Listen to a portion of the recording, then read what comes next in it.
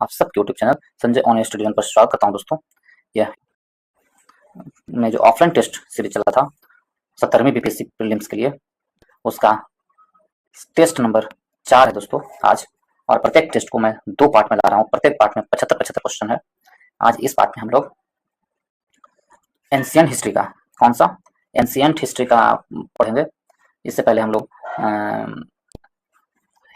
आधुनिक भारत का पढ़ चुके हैं दोस्तों। आज हम लोग एंशिएंट हिस्ट्री का चैप्टर पढ़ेंगे और इसमें एंशिएंट हिस्ट्री का ही क्वेश्चन होगा। 120 प्रश्न, उसमें से कुछ प्रश्न आपको करंट अफेयर है। 120 में से 30 प्रश्न आपको करंट अफेयर दिए गए हैं पूरे सेट्स में। तो हम लोग आज एंशिएंट हिस्ट्री का तकरीबन 2 टेस्ट आएगा, 1 4 1 5 होगा। ठीक है दोस्तों, तो आज पहला है एंशिएंट हिस्ट्री का। तो चलिए आज हम लोग देखते हैं इसमें इसका पहला प्रश्न, टेस्ट नंबर 4 का आज पहला प्रश्न देखते हैं दोस्तों। इससे पहले 1 से लेके 3 तक टेस्ट में करवा चुका हूँ और वो आधुनिक भारत से है दोस्तों।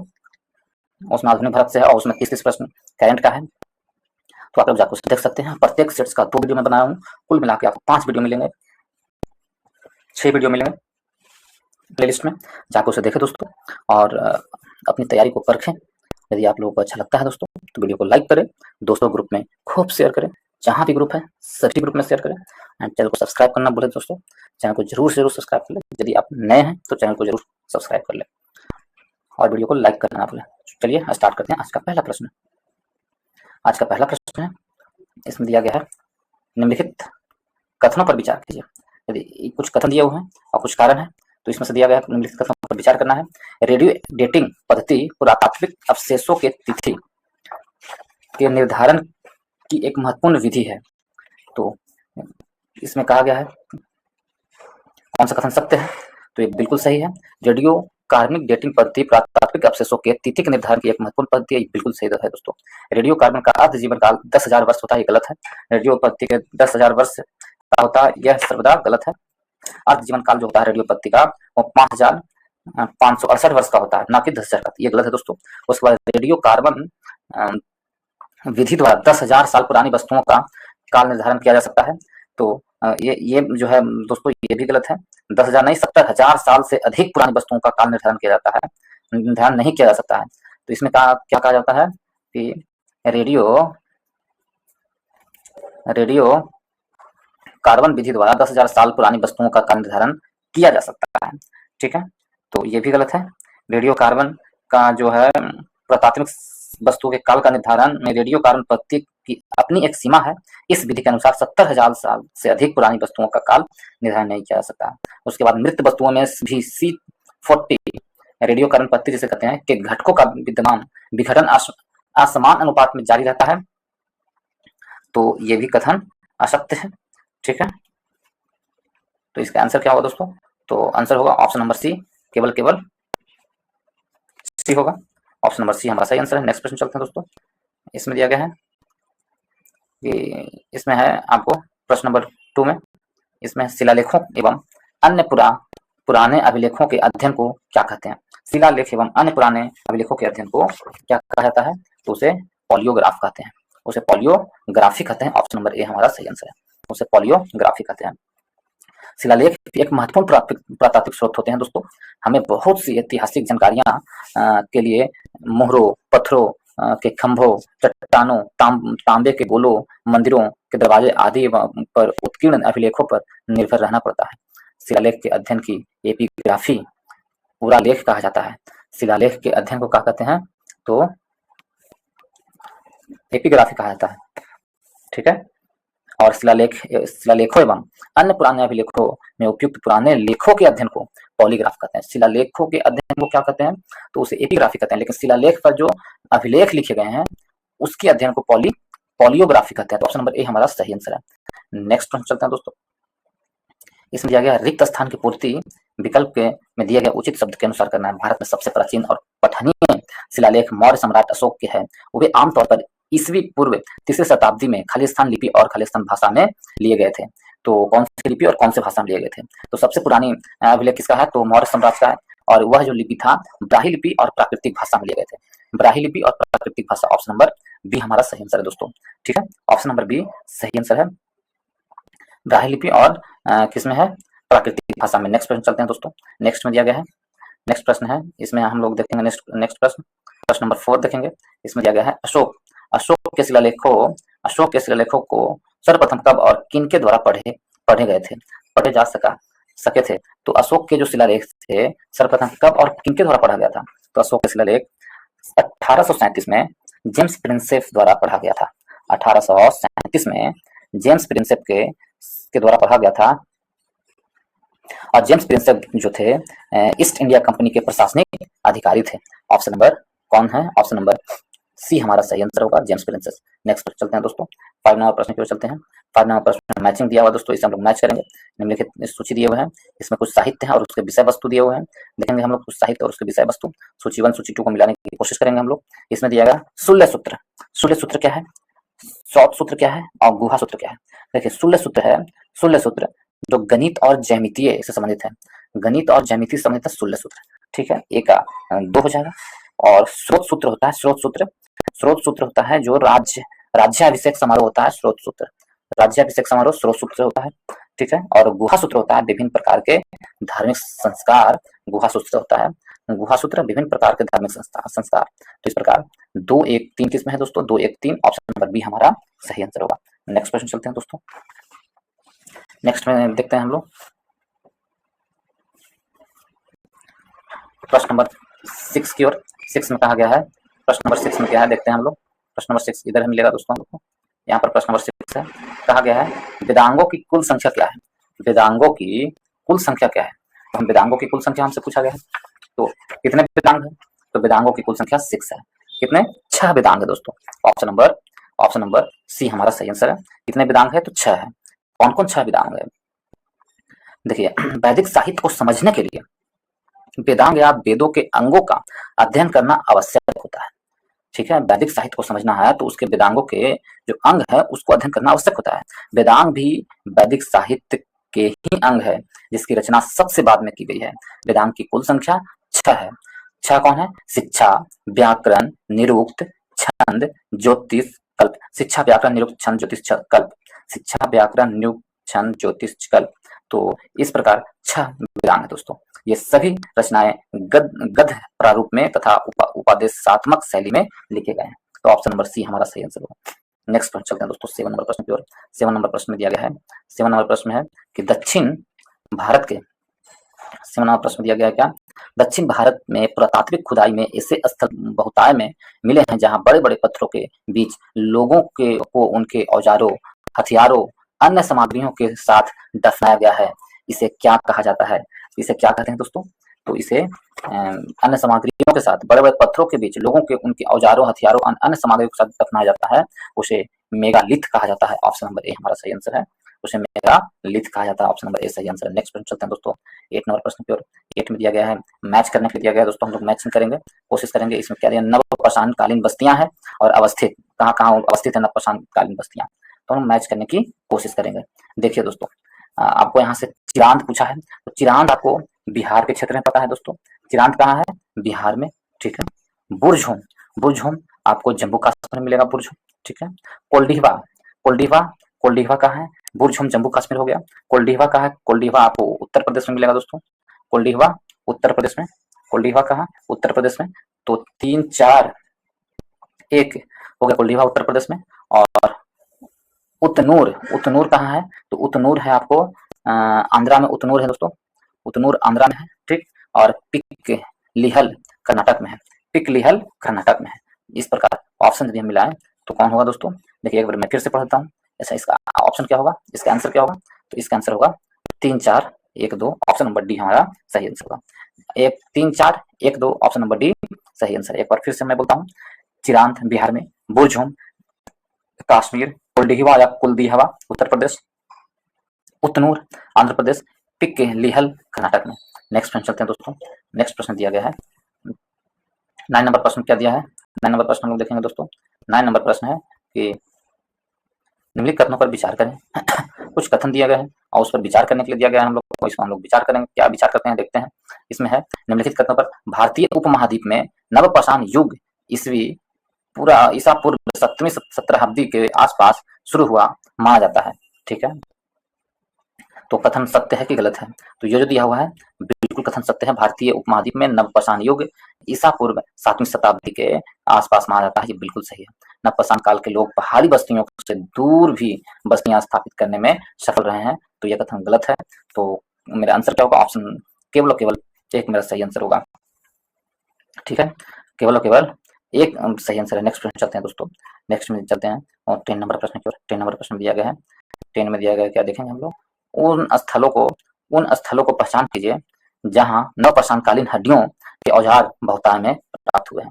नवपाषाणकालीन हड्डियों के औजार जहां से प्राप्त हुए हैं, उन स्थान का नाम क्या है? उन स्थान का नाम क्या है? तो बुर्जहोम एवं चिरांद दोनों है। ठीक है, चिरांद एवं बुर्जहोम दोनों है, जहां पर बहुत मात्रा में नवपाषाण काल में हड्डियों का औजार प्राप्त हुआ है। ठीक है दोस्तों, तो ऑप्शन नंबर क्या हो जाएगा? ऑप्शन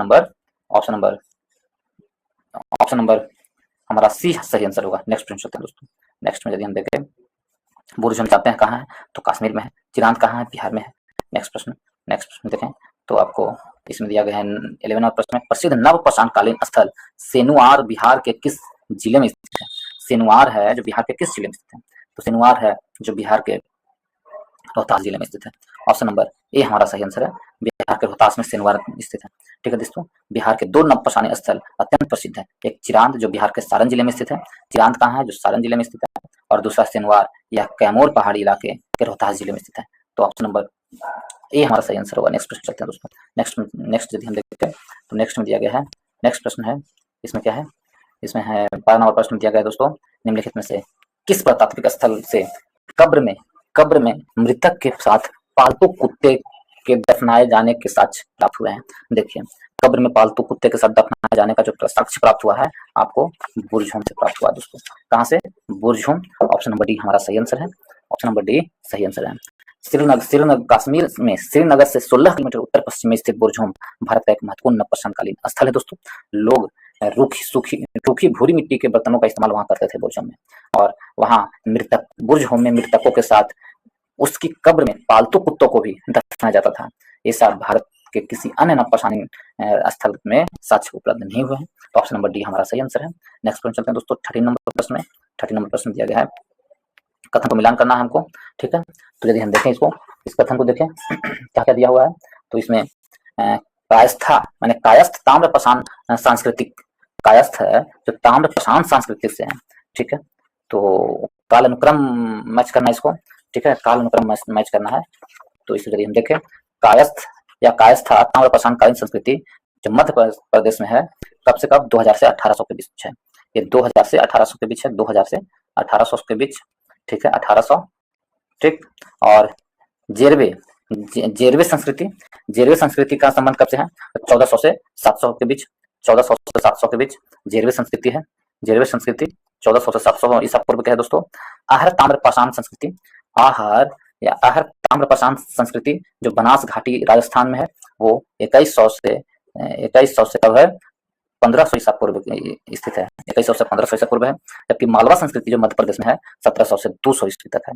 1700 से 200 ईस्वी तक है, 1200 ईस्वी तक, सॉरी 1700 से 1200 ईस्वी तक है मालवा संस्कृति। कालानुक्रम हमको सजाने के लिए कहा गया है।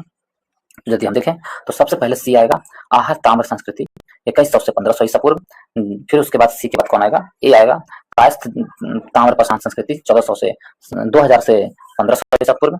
उसके बाद आएगा मालवा संस्कृति 1700 से 1200 ईसा पूर्व। उसके बाद आएगा जेरवे संस्कृति 1400 से 700 ईसा पूर्व। इस प्रकार ऑप्शन नंबर सी हमारा सही आंसर होगा, सी ए डी बी। नेक्स्ट प्रश्न चलते हैं दोस्तों। नेक्स्ट में दिया गया है, नेक्स्ट में क्या है? तो इसमें है कि मैच करना है दोस्तों ताम्रपाषाण में। पांडुराज धीवी है।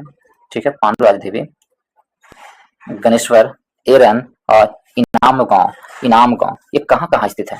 तो ठीक है, ये सब जो प्रश्न है कुछ गांव के नाम दिए गए हैं, वहां आपसे पूछा जा रहा है। देखिए, पांडुराज धीवी है जो पश्चिम बंगाल में स्थित है। कहाँ स्थित है? पश्चिम बंगाल में। ठीक है, यहाँ ताम्रपाषाण संस्कृति का विकास हुआ था पांडुराज धीवी में, और ये कहाँ स्थित है? पश्चिम बंगाल में। पांडुराज धीवी पश्चिम बंगाल में स्थित है दोस्तों। 1 का 3 हो गया। गणेश्वर है जो राजस्थान में स्थित है। गणेश्वर कहाँ है? राजस्थान में स्थित है। ये पश्चिम बंगाल में गणेश्वर कहाँ, राजस्थान में स्थित है। और गणेश्वर है जो आपको यहाँ पर हड़प्पा संस्कृति के तांबे की वस्तुओं की आपूर्ति करता था गणेश्वर, ठीक है। उसके बाद एरन देखें, एरन तो मध्य प्रदेश में स्थित है, 1700 से 1200 ईस्वी तक एरन अभिलेख का संबंध है मध्य प्रदेश में। और इनाम गांव महाराष्ट्र में स्थित है दोस्तों। कहाँ इनाम गांव, महाराष्ट्र में स्थित है। और यहाँ से चूल्हे और वृत्ताकार गड्ढे नुमा मिट्टी के घरों की खोज की गई इनाम गांव से। तो यदि हम मैच करें दोस्तों तो कौन कौन सा होगा, 3 4 5 1, 3 4 5 1, ऑप्शन नंबर बी हमारा सही आंसर होगा। नेक्स्ट प्रश्न चलते हैं। नेक्स्ट में दिया गया है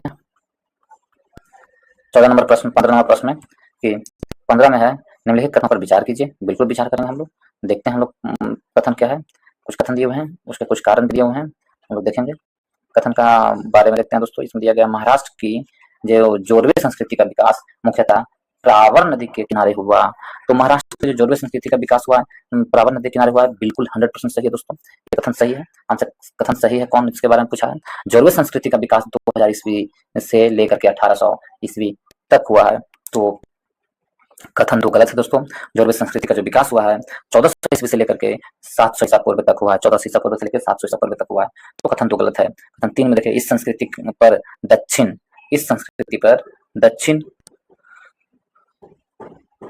के नव प्रशांत संस्कृति के तत्व भी विद्यमान पाए गए हैं। नव प्रशांत संस्कृति के तत्व विद्यमान पाए गए हैं। तो 3 भी सही है। 3 सही है, बिल्कुल सही है। और जोरवे संस्कृति का सबसे बड़ा स्थल नेवासा है। तो 4 गलत है दोस्तों। जोरवे संस्कृति का जो सबसे बड़ा स्थल है जो दायमाबाद था। कौन है? दायमाबाद, ना कि नेवासा। तो इस प्रकार ऑप्शन कौन कौन कथन सही हुआ? 1 और 3। तो 1 और 3 किसमें है? ऑप्शन नंबर बी हमारा सही आंसर है। नेक्स्ट प्रश्न चलते हैं दोस्तों। 15 से 16 नंबर प्रश्न की ओर। 16 नंबर प्रश्न में दिया गया है, थोड़ा फास्ट करो।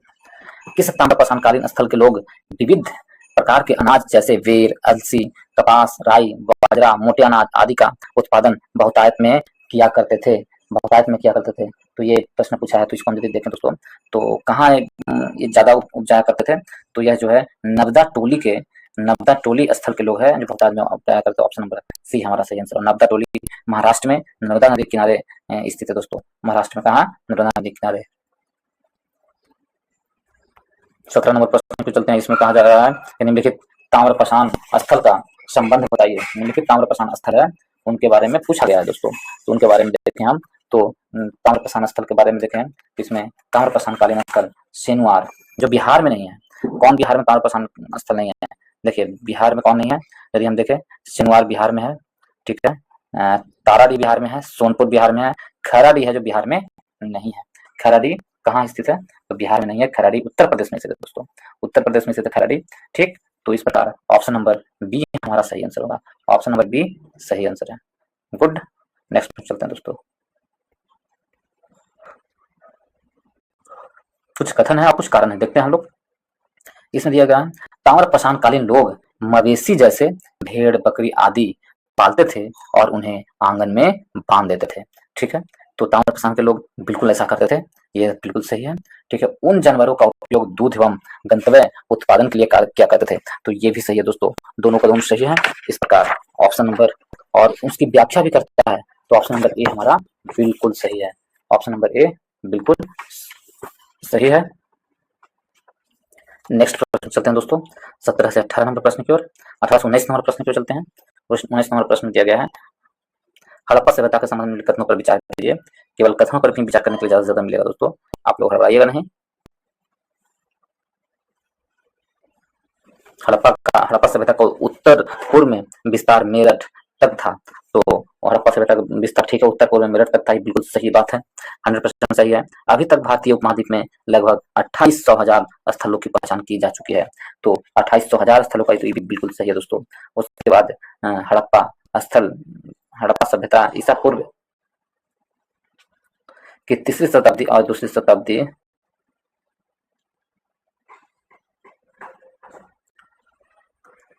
हड़प्पा सभ्यता ईसा पूर्व की 3री शताब्दी और 2री शताब्दी की दुनिया की सबसे बड़ी सभ्यता सांस्कृतिक थी। तो ये भी सही है दोस्तों। सबसे बड़ी संस्कृति की हड़प्पा नामक स्थल पाकिस्तान के सिंध प्रांत में स्थित है। तो ये गलत है, ये कथन गलत है। ऑप्शन नंबर 4 गलत है। जो सिंध प्रांत में नहीं स्थित है दोस्तों, पंजाब में, बल्कि पंजाब प्रांत में स्थित है। जो हड़प्पा है सिंध प्रांत में नहीं है, पाकिस्तान के सिंध में नहीं है। कौन सा प्रांत में है? पंजाब प्रांत में। तो ऑप्शन क्या होगा, 1 2 3, 1 2,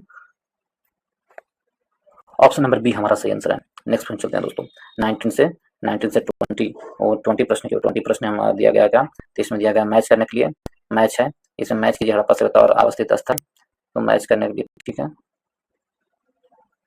कलिबंगा, कलिबंगा है कहाँ है, कलिबंगा हरियाणा में। कलिबंगा कहाँ है दोस्तों, तो कलिबंगा आपको राजस्थान में, सॉरी कलिबंगा राजस्थान में था, कलिबंगा राजस्थान में, ठीक। और बनवाली हरियाणा में, बनवाली हरियाणा में। आलमगीरपुर, आलमगीरपुर कहाँ, उत्तर प्रदेश में। धौलावीरा गुजरात में, धौलावीरा गुजरात में, और दाइमाबाद महाराष्ट्र में। दाइमाबाद कहाँ है, महाराष्ट्र में। तो इस प्रकार से हम देखें तो कौन सही होगा, तो सही होगा क्या, ऑप्शन नंबर 3 हमारा सही, डी हमारा सही आंसर होगा। ऑप्शन नंबर डी देगा, ऑप्शन नंबर डी सही आंसर होगा। 3 1 3 4 1 2, ऑप्शन नंबर डी सही आंसर। नेक्स्ट प्रश्न चलते हैं दोस्तों, नेक्स्ट प्रश्न आगे की ओर चलते हैं। तो इसमें दिया गया है 21वां प्रश्न में,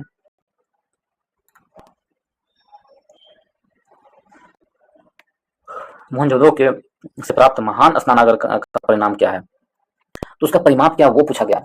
मोहनजोदड़ो से हम लोग प्राप्त किया स्नानागार, उसका परिमाप क्या है। यदि उसको हम देखें दोस्तों, तो उसका परिमाप है, क्या है परिमाप, तो उसको हम देखें तो उसका परिमाप है 11.88 मीटर लंबाई से 7.01 मीटर चौड़ाई और 2.43 मीटर की गहराई है। तो इस प्रकार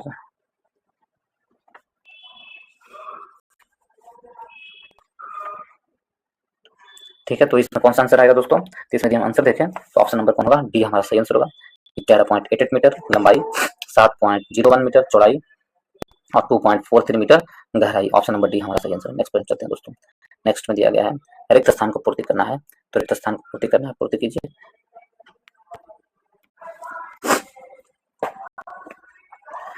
कलिबंगा के खालिस्तान हिस्से में भी ईंटों के चबूतरे हैं जिसका इस्तेमाल अन्नागार के लिए हुआ होगा।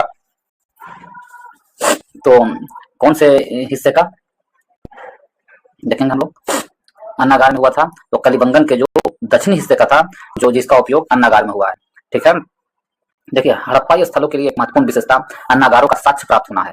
लगभग सभी प्रमुख स्थलों पर विशाल अन्नागार के साक्ष्य प्राप्त हुए हैं। राजस्थान के कलिबंगा के दक्षिण हिस्से में ईंटों के चबूतरे हैं जिसका इस्तेमाल अन्नागार के लिए हुआ होगा। ऑप्शन नंबर डी हमारा सही आंसर है।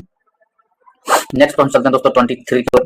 हड़प्पा सभ्यता किस धातु युग के संबंधित मानी जाती है, तो हड़प्पा सभ्यता है जो कांस्ययुगीन या कांस्ययुगीन जैसे कहते हैं, ऑप्शन नंबर ए हमारा सही आंसर है। जो देखिए ऐतिहासिक विकास क्रम में सभ्यता संस्कृति का विकास निम्न क्रम में हुआ है, पहले पुरापाषाण, फिर मध्य पाषाण, फिर नवपाषाण, फिर ताम्रपाषाण, कांस्ययुगीन, उसके बाद लौह युगीन हुआ है दोस्तों।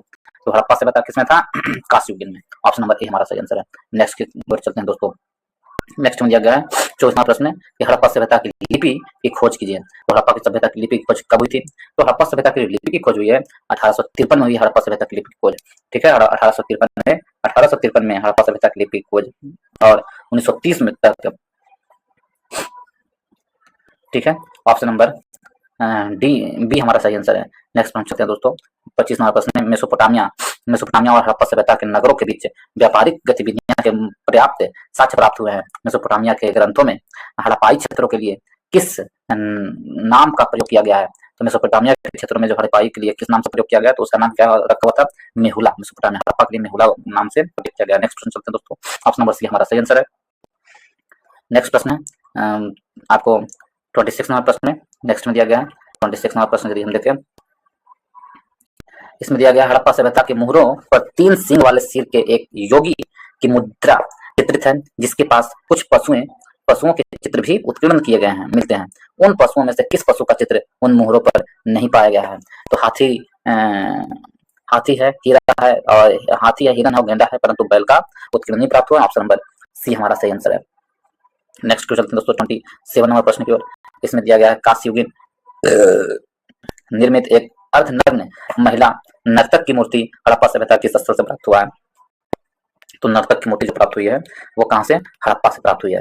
हड़प्पा सभ्यता के हड़प्पा स्थल से प्राप्त हुई है नर्तक की मूर्ति, ऑप्शन नंबर बी हमारा सही आंसर है। नेक्स्ट प्रश्न चलते हैं दोस्तों।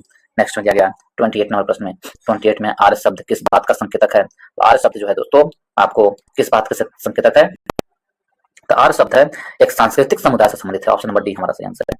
ऑप्शन नंबर डी सही आंसर है ये। और भारत में हम आर्यों को ऋग्वेद से जानते हैं, ऋग्वेद से जानते हैं आर्यों को, और ऋग्वेद में आर्य शब्द कुल 36 बार आए हैं, ठीक है। और ऋग्वेद भारोपियों वासियों का भाषाओं का प्राचीन ग्रंथ है दोस्तों। यह संस्कृत भाषा में लिखा गया है, लेकिन इसमें ढेर सारे शब्द मुंडा और एवं द्रविड़ भाषाओं में भी पाए गए जाते हैं। तो ऑप्शन नंबर डी हमारा सही आंसर है। 29 नंबर प्रश्न को चलते हैं दोस्तों। इसमें मैचिंग करने के लिए दिया गया है किस्तिक अभिलेख, हित्तित अभिलेख और मितानी अभिलेख। तो देखिए इसमें हम मैचिंग करेंगे किस्तिक अभिलेख, हितानी अभिलेख और मितानी अभिलेख में, तो कौन कौन सा होगा। तो यदि हम देखें किस्तिक अभिलेख है जो इराक से है, किस्तिक अभिलेख। हित्तित अभिलेख है जो आपको कहाँ से मिलता है, हित्तित अभिलेख आपको तुर्की में मिलता है, और मितानी अभिलेख आपको सीरिया में मिलता है। इस प्रकार मैच करेंगे 3 2 4 आंसर होगा दोस्तों। 3 2 4 हम लोग आंसर लगा लेंगे। 3 2 4 कहाँ है, 3 2 4 मेरा आंसर होगा 3 2 4, 3 2 4, ऑप्शन नंबर सी हमारा सही आंसर है। आगे क्यों सकते हैं दोस्तों, देखिए इसको पढ़ते हैं। हित्तित अभिलेख ईसा पूर्व के 19वीं शताब्दी तक तुर्की पूर्व में और पूर्वी को अनातोलिया भी कहा जाता है। और किस्तित अभिलेख 1600 ईस्वी पूर्व से इराक को पहले मेसोपोटामिया के नाम से भी जाना जाता था, और मितानी अभिलेख जो सीरिया में पाया जाता था। नेक्स्ट प्रश्न चलते हैं दोस्तों 30 नंबर प्रश्न की ओर। इसमें कथन कारण है, इसका आपको बताना है कौन सही है। तो इसको देखिए, इंडो आर्यन समुदाय के लोग कबीलाई और गैर कबीलाई संघर्ष में हर जगह सफल रहे हैं, तो बिल्कुल सही है। और इंडो आर्यन के पास अवश्ययुक्त रथ, कवच और बेहतर हथियार थे, तो ये भी सही है, दोनों सही है। इसके कारण ही वो हर तरह सफलता प्राप्त किए हैं, तो उसका व्याख्या भी करता है। तो ऑप्शन नंबर ए हमारा सही आंसर है। नेक्स्ट प्रश्न चलते हैं दोस्तों। इसमें दिया गया है 31 नंबर प्रश्न में आपको फिर से ऋग्वैदिक संस्थाओं के बारे में, संस्थाओं में महिला भी भाग लेते, कौन कौन संस्थाओं में महिला भाग लेती है इसके बारे में दिया गया है। तो ऋग्वैदिक काल में जो महिला भाग लिया करते थे, तो एक सभा हुआ करता था, एक विद्युत हुआ करता था, ये दो में महिलाएं भाग लिया करते थे। इन दो में महिलाएं क्या करती थी, भाग लिया करती थी, ठीक है। और समिति और गण में भाग नहीं लिया करती। तो ऑप्शन नंबर 1 और 3 इस प्रकार ऑप्शन नंबर सी हमारा सही आंसर है। ऑप्शन नंबर सी सही आंसर है दोस्तों। नेक्स्ट प्रश्न चलते हैं। नेक्स्ट में दिया गया है आपको 32 नंबर प्रश्न में कि शूद्र शब्द का उल्लेख पहली बार ऋग्वेद के किस अध्ययन में आया है। अध्ययन में आया है, तो शूद्र शब्द का प्रयोग ऋग्वेद के पहली बार 10वें अध्ययन में आया है। ऑप्शन नंबर डी हमारा सही आंसर है। अरे नेक्स्ट प्रश्न चलते हैं दोस्तों। 10वें अध्ययन में ऋग्वेद में जल के देवता के रूप में किसका उल्लेख किया गया है। तो जल के देवता के रूप में ऋग्वेद को वरुण एक जल के देवता है। ऑप्शन नंबर बी हमारा सही आंसर है। नेक्स्ट चलते हैं दोस्तों। नेक्स्ट है, इसमें दिया गया है, देखिए इसमें और मैं आपको बताता हूँ, इंद्र को क्या बोलते हैं।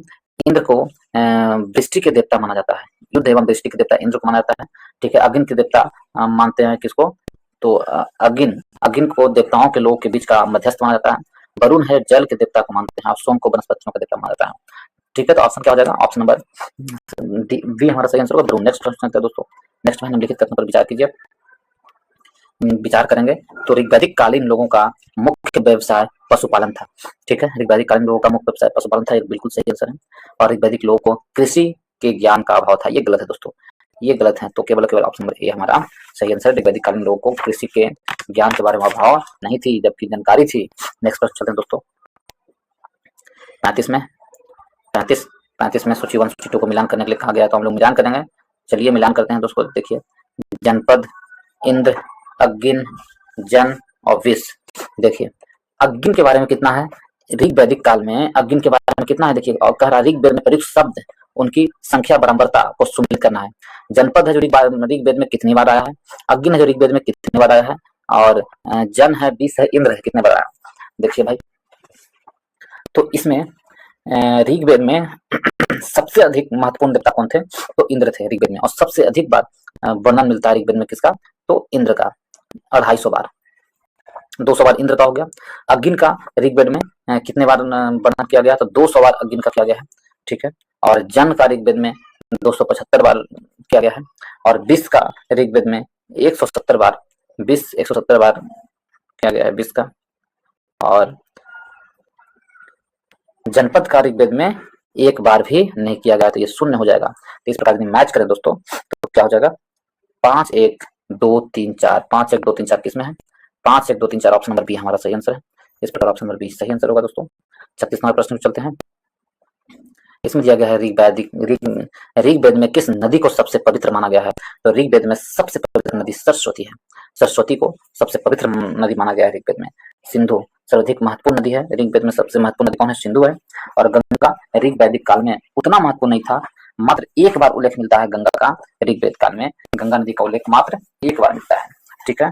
और कुंभा जो काबुल अफगानिस्तान में बहने वाली नदी है, जिसका उल्लेख ऋग्वेद में है।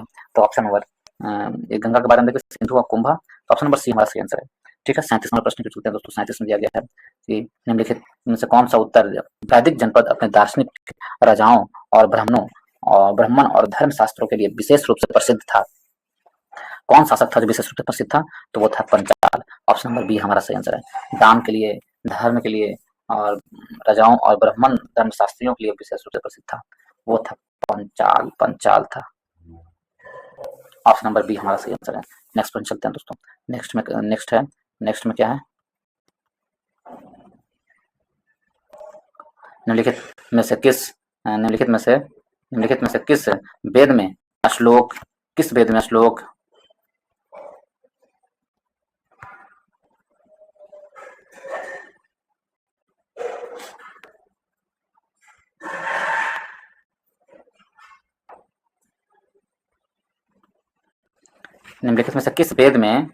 श्लोक के साथ पाठ किए जाने वाले अनुष्ठान भी पाए गए हैं? तो अनुष्ठान भी पाए गए हैं श्लोक के साथ। किस वेद में अनुष्ठान भी पाए गए हैं? देखिए, यजुर्वेद में अनुष्ठान भी पाए गए हैं। ऑप्शन नंबर सी हमारा सही आंसर है। यजुर्वेद में न केवल श्लोक है, बल्कि उनके पाठ भी किए जाने वाले अनुष्ठान भी बताए गए हैं, ठीक है दोस्तों। तो इसमें क्या होगा? ऑप्शन नंबर सी हमारा सही आंसर है। नेक्स्ट प्रश्न चलते हैं दोस्तों। इसमें दिया गया है इसके 600 ईसा पूर्व के आसपास उपनिषदों का संकलन करना है, ठीक है। देखते हैं हम लोग इसमें, यदि हम देखें दोस्तों, दिया गया है कि उत्तर वैदिक जनपदों का विचार कीजिए, ठीक। तो उत्तर वैदिक जनपद क्या क्या था? इसमें उत्तर वैदिक जनपद में जो 600 ईसा पूर्व के आसपास था, तो 600 ईसा पूर्व के आसपास कौन था? एक तो 600 ईसा पूर्व का पंचाल था और दूसरा विदेह था। पंचाल और विदेह। उत्तर पूर्वी भी कहा गया है ना, देख लो ना, उत्तर वैदिक जनपद है, तो उसमें कौन कौन था? एक पंचाल था और विदेह था। ऑप्शन 4 और 6, ऑप्शन नंबर सी हमारा सही आंसर। नेक्स्ट प्रश्न चलते हैं दोस्तों। 40 नंबर प्रश्न क्यों? 40 में कहा गया है निम्नलिखित भारतीय दर्शन प्रणाली की किस शाखा का संबंध भौतिकवाद दर्शन से नहीं है? तो किस शाखा का संबंध भौतिकवाद दर्शन से नहीं है? तो शाखा का नाम क्या है? मीमांसा। तो शाखा का नाम है मीमांसा शाखा का नाम है। तो यदि हम देखें, ऑप्शन नंबर बी हमारा सही आंसर है। क्या है? ऑप्शन नंबर बी सही आंसर है, मीमांसा शाखा का नाम है दोस्तों। ऑप्शन नंबर बी सही आंसर है। नेक्स्ट सुन सकते हैं दोस्तों।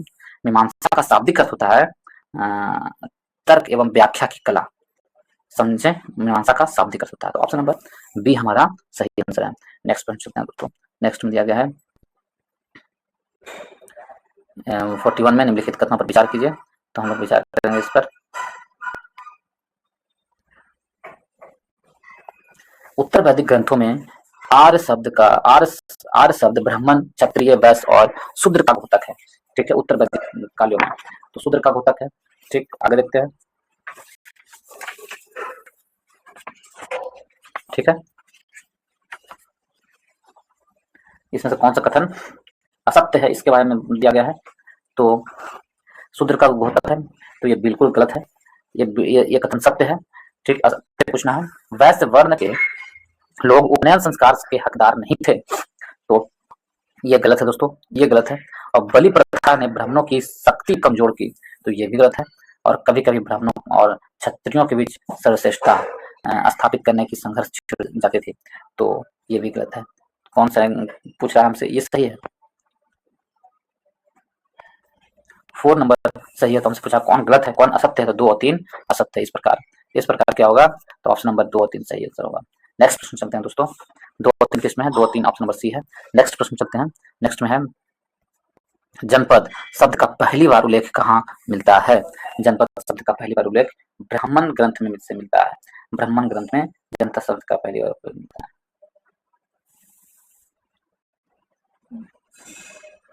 ठीक है। तो क्या आएगा इसमें? जनपद शब्द का पहली बार उल्लेख कहाँ से हुआ है? ये जो है जनपद शब्द का ब्राह्मण ग्रंथों से हुआ है। ऑप्शन नंबर बी हमारा सही आंसर है, ब्राह्मण ग्रंथों से। नेक्स्ट प्रश्न चलते हैं दोस्तों। 43 नंबर प्रश्न में 43 में दिया गया है वैदिक ग्रंथों में व्रीहि शब्द एक अनाज विशेष के रूप में प्रयुक्त किया जाता है। व्रीहि किस अनाज का घोतक है? अब किस अनाज का नाम है? तो व्रीहि है जो चावल के नाम से जाना जाता है। चावल के नाम से। और ऑप्शन नंबर ए हमारा सही आंसर है। आगे हम लोग चलते हैं दोस्तों 44 में, 43 से 44 में आपको बताना है कौन कथन सही है, कथन गलत है। उत्तर वैदिक काल में वर्ण विभेद उतना गहरा नहीं हो पाया था। उत्तर वैदिक काल में वर्ण विभेद उतना गहरा नहीं हो पाया था, ये बिल्कुल सही है। और राजा के राजाभिषेक से जुड़े कई सार्वजनिक अनुष्ठानों में शुद्ध हिस्सा लेते थे। ठीक है, तो ये भी सही है दोस्तों। तो सही है।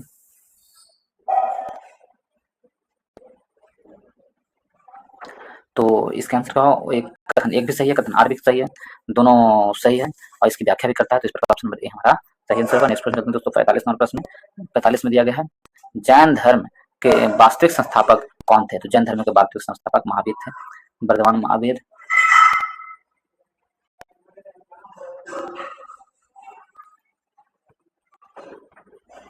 निम्नलिखित कथनों पर विचार कीजिए। इसमें दिया गया कथन है और कुछ कारण दिया हुआ है। जैन धर्म देवताओं के अस्तित्व को मान्यता नहीं देता है। तो जैन धर्म है देवताओं के अस्तित्व की मान्यता नहीं देता है, ये बिल्कुल सत्य कथन है। जैन धर्म में जीना के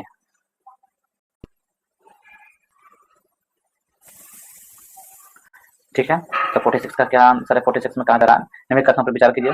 तो इसमें से कौन सा कथन सत्य है? इसमें जैन ग्रंथ देवता के अस्तित्व को मान्यता नहीं देता है, गलत है। और जैन धर्म में जीना के सर्वोच्च स्थान दिया गया है, ये सही है। ऑप्शन 2 सही है इस प्रकार ऑप्शन। ठीक है, ऑप्शन नंबर बी हमारा सही है।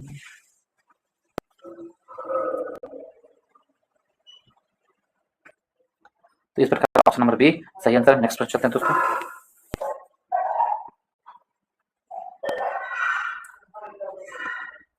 नेक्स्ट प्रश्न 46 से 47 की ओर चलते हैं। 47 में दिया गया है कि जैन ग्रंथ के संबंध में निम्नलिखित कथनों पर विचार कीजिए। फिर विचार करना है, ठीक है। तो जैन ग्रंथ है, जैन धर्म के सिद्धांत के प्रचार के लिए पाली भाषा का अपनाया गया था। जैन धर्म के सिद्धांत के प्रचार क्या पाली भाषा का अपनाया गया था? तो ये गलत है, पाली भाषा नहीं, प्राकृतिक भाषा का अपनाया गया था जैन धर्म के सिद्धांत के लिए। 2 में है, अधिकांश जैन धर्म से जुड़े साहित्य की रचना अर्धगामी में किया गया है। तो ये कथन सत्य है, अर्धगामी में किया गया, ये बिल्कुल कथन सत्य है। और 6वीं शताब्दी में पाटलिपुत्र में जैन ग्रंथों के संकलन का काम पूरा किया गया है। तो पाटलिपुत्र के जैन ग्रंथों का संकलन पूरा।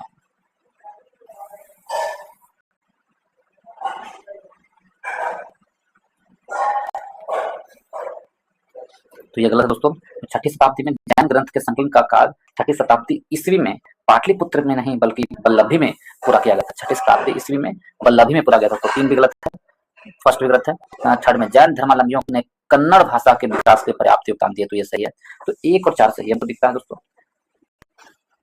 2 और 4 सही है, तो इस प्रकार ऑप्शन नंबर क्या होगा? 2 और 4। 2 और 4 मेरा आंसर सही होगा। 2 और 4 ऑप्शन नंबर सी हमारा सही है। Next question.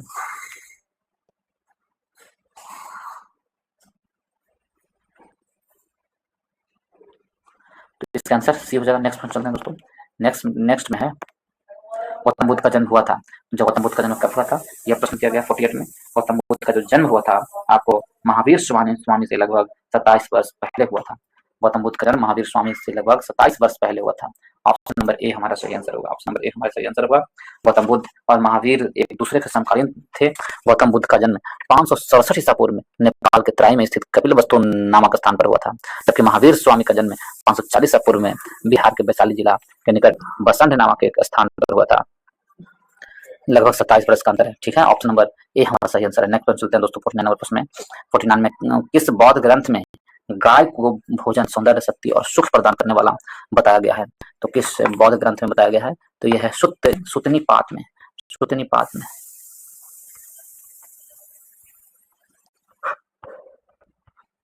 सुत्तनीपात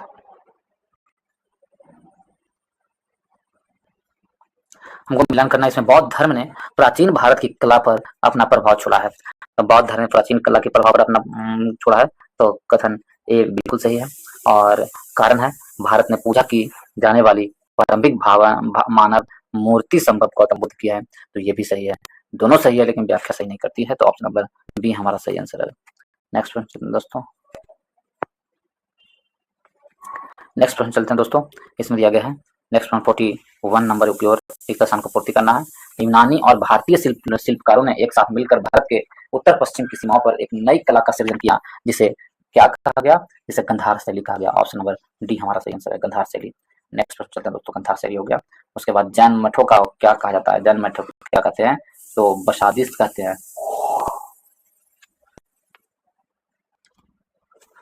जैन मठों को बसादिस्ट कहते हैं। ऑप्शन नंबर सी हमारा सही आंसर है। नेक्स्ट प्रश्न चलते हैं दोस्तों 52 से 53 नंबर प्रश्न की ओर। 53 में है, 53 में क्या दिया गया है, तो इसमें हम यदि देखें 53 में देखें तो देखिए बौद्ध ग्रंथ में कुछ है। चैत्य किसे कहते हैं, चैत्य बौद्ध धर्म का पूजा स्थल और विहार कहते हैं बौद्ध भिक्षुओं का रहने का स्थान या मठ को। और स्तूप गौतम बुद्ध के जीवाश्मों के ऊपर निर्मित कलात्मक संरचना को स्तूप कहते हैं। चलिए आगे की ओर हम मिलान करते हैं। इसमें दिया गया है निम्नलिखित राजवंशों का विचार कीजिए और उनके मगध पर शासन करने के क्रम को कौन सा विकल्प सही है। तो कौन सा राजा पहले मगध पर शासन किया है और फिर कौन सा राजा उसके बाद मगध पर शासन किया, उसके बारे में व्याख्या करने के लिए कहा गया है दोस्तों। ठीक है, मैं करूंगा। तो यदि हम देखें इसको तो सबसे पहले कौन से राजा थे और उसके बाद कौन से आए, इसके बारे में दिया गया है।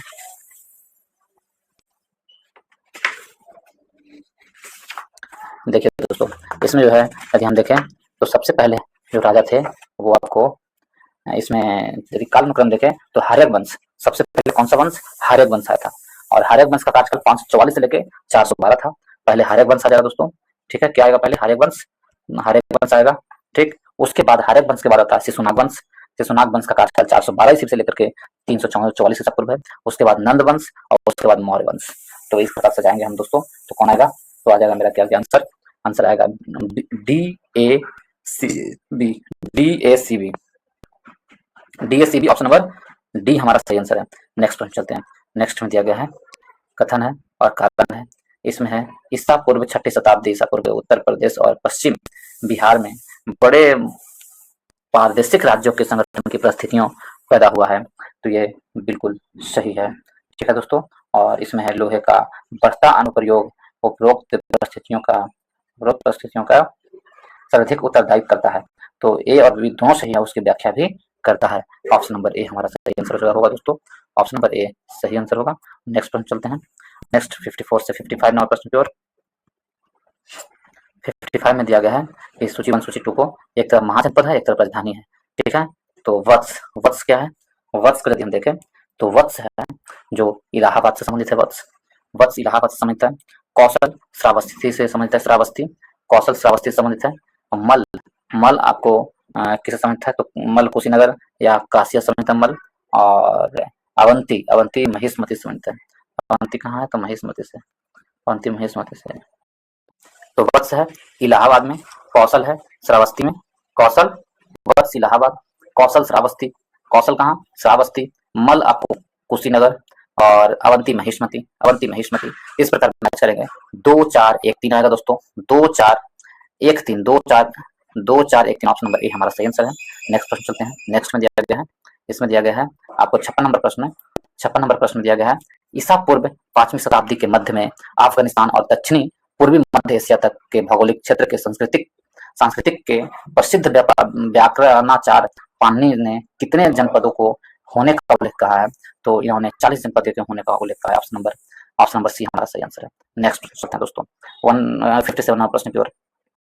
57 में है निम्नलिखित में मगध का कौन सा शासक ने कलिंग पर विजय प्राप्त की और विजय पदक के रूप में जीना की मूर्ति उठाकर ले गया था। जीना की मूर्ति उठाकर ले गया था, वो कौन था, तो विजय प्राप्त की कलिंग पर, वह कलिंग पर विजय पर प्राप्त करने वाला महापद्मनंद था दोस्तों। ऑप्शन नंबर बी हमारा सही आंसर है, महापद्मनंद। नेक्स्ट प्रश्न चलते हैं दोस्तों। नेक्स्ट है आगे की ओर 58 नंबर प्रश्न की ओर। 58 में दिया गया है ईरानी शासक डेरियस ने कब भारत के उत्तर पश्चिम क्षेत्रों पर आक्रमण किया था। ईरानी शासक डेरियस जो था भारत के कब किया था, तो 1516 ईसा पूर्व में किया था। ऑप्शन नंबर ए हमारा सही आंसर है। नेक्स्ट प्रश्न चलते हैं दोस्तों 58 से 59 की ओर। 59 में है भारत ईरान के संबंधों पर विचार कीजिए। तो कुछ संबंध दिए गए भारत और ईरान के बीच, उसको देखना है। इसमें है कि ईरानी लेखक भारत में लेखक का एक रूप लेकर आए जिसे खरोष्टी लिपि कहा जाता है। जिसे क्या कहते हैं, खरोष्टी लिपि। ये कथन क्या है, सही है। अब है कि खरोष्टी लिपि बाएं से दाएं की तरफ लिखी जाती है, बिल्कुल गलत है दोस्तों। खरोष्टी लिपि है जो दाएं से बाएं की ओर लिखी जाती है, गलत है।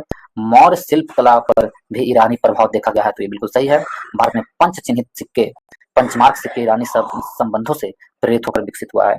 तो ये भी गलत है दोस्तों, ये ईरानी संबंधों से प्रेरित होकर साक्ष्य प्राप्त नहीं हुआ है। ठीक है, ये भारत में ही बनाए गए हैं। तो ऑप्शन कौन कौन सा सही होगा? 1 और 3 मेरा सही आंसर होगा। ऑप्शन नंबर बी हमारा सही आंसर है। नेक्स्ट चलते हैं दोस्तों। नेक्स्ट में दिया गया है, नेक्स्ट में है सिकंदर के आक्रमण के समय भारत के उत्तर पश्चिम क्षेत्र में पोरस नामक एक प्रसिद्ध शासक का राज्य था। पोरस ने सिकंदर का बहादुरी से, ठीक है, तो इसका आंसर क्या होगा? 60 का 60 का आंसर होगा चिनाब नदी किनारे। सिकंदर के आक्रमण के समय भारत के उत्तर पश्चिम क्षेत्र में पोरस नामक एक प्रसिद्ध शासक का राज्य था। पोरस ने सिकंदर का बहादुरी से सामना किया और पोरस का राज्य किन नदी के बीच था? तो पोरस का राज्य जो था आपको चिनाब और झेलम नदी के बीच में था दोस्तों। चिनाब और झेलम नदी के बीच में पोरस का राज्य था, चिनाब और झेलम नदी के किनारे। ठीक है, ऑप्शन नंबर सी हमारा सही आंसर, चिनाब और झेलम नदी। ऑप्शन नंबर सी सही आंसर है। नेक्स्ट चलते हैं दोस्तों। नेक्स्ट है सिकंदर के आक्रमण के समय मगध पर किस राजवंश का शासक था? सिकंदर के आक्रमण के समय मगध पर नंद वंश का शासक था। ऑप्शन नंबर ए हमारा सही आंसर है, सिकंदर के आक्रमण के समय। नेक्स्ट प्रश्न चलते हैं दोस्तों। नेक्स्ट प्रश्न है कि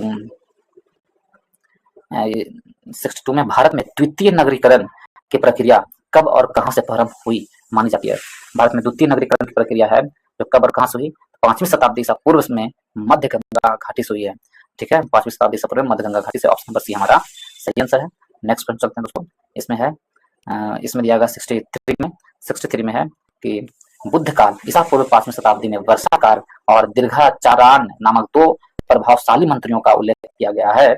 उन दोनों का संबंध क्रमशः किस महाजनपद से था? तो उन दोनों का संबंध है जो किस महाजनपद से है? तो उन दोनों का संबंध मगध महाजनपद से है, मगध और कौशल से। ऑप्शन नंबर बी हमारा सही आंसर है, मगध और कौशल से। नेक्स्ट प्रश्न चलते हैं दोस्तों। नेक्स्ट में यदि हम देखें नेक्स्ट प्रश्न में, तो इसमें दिया गया है 65 प्रश्न है आपको। 64 नंबर प्रश्न देखें हम लोग। 64 नंबर प्रश्न मैचिंग दिया गया है दोस्तों, इसमें मिलान करना है कौन पहले है और कौन बाद में है। इसमें दिया गया ईसा पूर्व 300 के आसपास नगरीकरण के कारण जनसंख्या में काफी वृद्धि हुई थी। निम्नलिखित नगरों में से उनकी जनसंख्या हिसाब से अवरोही क्रम में, घटते हुए क्रम जिसको बोलते हैं, अवरोही यानी घटते हुए क्रम में आयोजित करना है। देखिए, सबसे ज्यादा नगरों में जहां सबसे ज्यादा है वहां सबसे ज्यादा, उसके बाद उससे कम। तो सबसे ज्यादा जो जनसंख्या वृद्धि हुई थी वो कौन सा नगर था? तो पाटलिपुत्र था, सबसे ज्यादा पाटलिपुत्र। उसके बाद मथुरा, उसके बाद उससे कम बेसनगर जो विदिशा में स्थित है, उसके बाद कौशाम्बी, उसके बाद उज्जैनी। तो आंसर क्या होगा? 2 3 1 5 4, 2 3 1 5 4, 2 3 1 5 4, 2 3 1 5 4। देखिए आगे 2 3 1 5 4 किसमें है दोस्तों? 2 3 1 5 4। ऑप्शन नंबर सी हमारा सही आंसर है। नेक्स्ट प्रश्न चलते हैं दोस्तों। इसमें दिया गया है प्राकृतिक ने किस नगर को बनियागामा अर्थात व्यापारियों की बस्ती कहा जाता है? किस नगर में प्राकृतिक को बनियागामा कहते हैं? तो चंपा नगर को बनियागामा या व्यापारियों की बस्ती कहते हैं। ऑप्शन नंबर ए हमारा सही आंसर है। 67 नंबर प्रश्न पे चलते हैं दोस्तों। 66 में है प्रसिद्ध यूनानी राजपूत मेघासनिज ने पाटलिपुत्र नगर के लिए किस नाम का प्रयोग किया है? तो मेघासनिज ने पाटलिपुत्र नाम को, नगर को पोलीब्रोथा या पोलीबोथ्रा कहा जाता है। ऑप्शन नंबर बी हमारा सही आंसर है। नेक्स्ट प्रश्न चलते हैं दोस्तों। इसमें दिया गया है, हम लोग आगे की ओर चलते हैं 67 नंबर प्रश्न की ओर। 67 नंबर में दिया गया है निम्नलिखित कथनों पर विचार करना है। तो इसमें दिया गया है कौन कौन सा कथन है? तो इसमें है अशोक का इतिहास उनके अभिलेखों के आधार पर पुनर्निर्मित है, जिसके संख्या ए में खालिस्तान और बी में तक वर्गीकृत किया गया है। तो अभिलेखों का जो किया गया 13 है और जो 3 तरह का वर्गीकरण किया गया है। कुल अभिलेखों की संख्या कितना? 13 है और कितने तरह का है? 3 तरह का है। तो ऑप्शन नंबर ए हमारा सही आंसर होगा। क्या होगा? सॉरी, अभिलेखों की संख्या 13 नहीं दोस्तों, जो अशोक का अभिलेखों की संख्या कितना है? 39 है। 39 अभिलेख है और 5 तरीकों से किया गया है, 5 तरीकों में वर्गीकृत किया गया है। तो ऑप्शन नंबर कौन होगा?